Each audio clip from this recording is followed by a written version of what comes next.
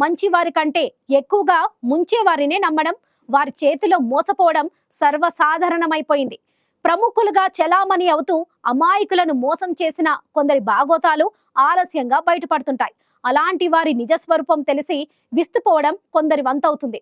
అచ్చం అలాంటి ఘటనే ఇప్పుడు మనం చెప్పుకునేది.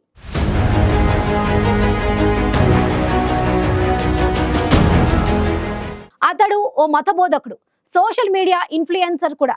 అతడిలో మరో యాంగిల్ కూడా ఉంది. అమాయక ప్రజలు, యువతలే అతడి టార్గెట్. అతడి చేతిలో మోసపై అత్యాచార వేధింపులకు గురైన ఓ యువతి ఫిర్యాదుతో ఆ దుర్మార్గుడి భాగవతం బట్టబయలైంది.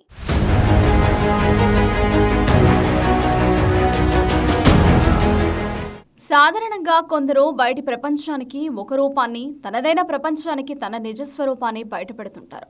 అలాంటి వారు గతంలో చేసిన తప్పులకు ఏదో ఒక రోజు శిక్ష అనుభవించి తీరాల్సి ఉంటుంది. అయితే బయటి ప్రపంచంలో ప్రముఖులుగా చలామణి అయిన వారి గురించి అసలు విషయం బయటపడే వరకు వారిని ఎవరూ గుర్తించకుండా జాగ్రత్త పడుతుంటారు. కానీ వాస్తవం ఏంటంటే, గతంలో చేసిన తప్పుకు ఏదో ఒక రోజు బయటపడుతుందని, ఆ తప్పుకు శిక్ష అనుభవించక తప్పదని వారు తెలుసుకోలేకపోతుండడం వారి మూర్ఖత్వమే అవుతుంది. ఎవరైనా సరే వారు చేసిన తప్పుకు శిక్షను ఏదో ఒక రోజు అనుభవించి తీరాల్సిందే. ఇప్పుడు మనం ఈ విషయాలను చెప్పుకోవడానికి కారణం ఓ మత బోధకుడు. అతడు గతంలో చేసిన నేరానికి తాజాగా శిక్ష పడింది.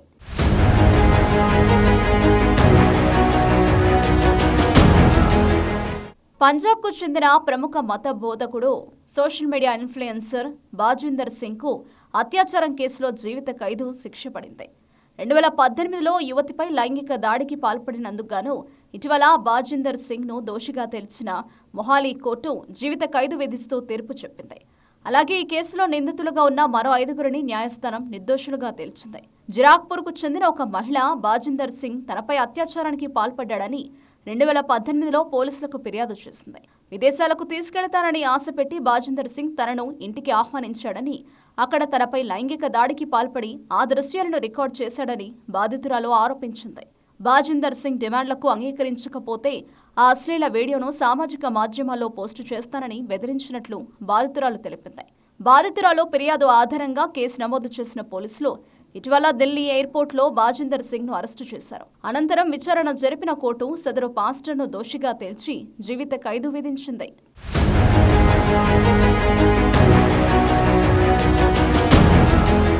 హర్యానాకు చెందిన బాజిందర్ సింగ్ జాట్ కుటుంబానికి చెందినవాడు. 2012లో మత బోధకుడిగా మారిన బాజిందర్ సింగ్ జలంధర్, మొహాలీలలో ప్రార్థనా మందిరాలను ఏర్పాటు చేశాడు. అనతి కాలంలోనే బాజిందర్ సింగ్ చాలా పాపులర్ అయ్యాడు. బాజిందర్ సింగ్కు సోషల్ మీడియాలో లక్షలాది మంది ఫాలోవర్లు ఉన్నారు. అయితే బాజిందర్ సింగ్పై గతంలోనూ అనేక ఆరోపణలు వచ్చాయి. ఢిల్లీకి చెందిన దంపతులు 2022లో బాజిందర్ సింగ్పై పోలీసులకు ఫిర్యాదు చేశారు. అనారోగ్యంతో బాధపడుతున్న తన కుమార్తెకు నయం చేస్తారని నమ్మించి వారి నుంచి డబ్బులు తీసుకున్నట్లు బాధిత కుటుంబం పోలీసులకు ఫిర్యాదు చేసింది. దీంతో 2023లో బాజిందర్ సింగ్ నివాసంలో ఐటీ శాఖ సోదాలు చేపట్టింది. అలాగే ఏడాది ఫిబ్రవరిలో కపుర్తలాకు చెందిన మరో యువతి బాజిందర్ సింగ్పై లైంగిక వేధింపుల ఆరోపణలు చేస్తూ పోలీసులను ఆశ్రయించింది. దీనితో పాస్టర్ బాజిందర్ సింగ్పై పలు కేసులు నమోదయ్యాయి.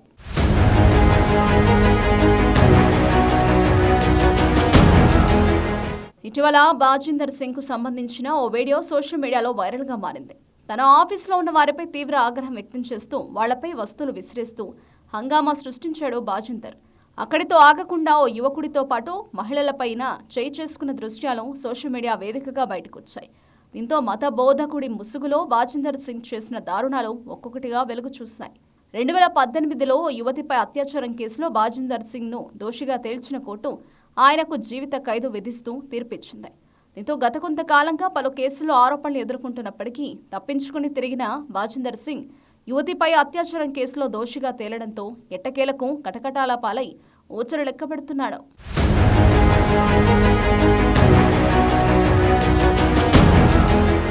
మత బోధకుడు, social media influencer Bajinder Singh లాంటి వ్యక్తులు మన సమాజంలో మన చుట్టూ చాలా మందే ఉంటారు. అలాంటి వ్యక్తుల పట్ల అప్రమత్తంగా లేకపోతే చివరకు మోసపోయి బాధపడాల్సి వస్తుంది. So be careful.